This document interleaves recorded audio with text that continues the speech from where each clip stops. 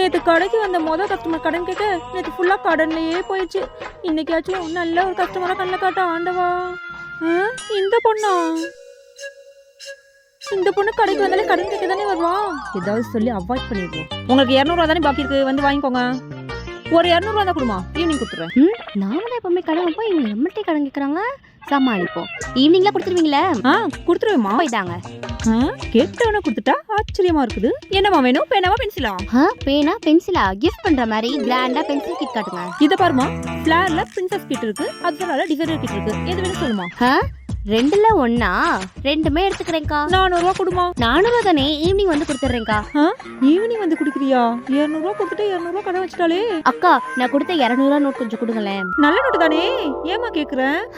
எண்டிங்ல 7. இது என் ஃபேவரட் நம்பர்க்கா. தெரியாம கொடுத்துட்டேன். வீட்டுக்கு போயிட்டு வேற 200 நோட் எடுத்துட்டு வரேன். கொடுத்ததையும் புடிக்கிட்டு போயிட்டா.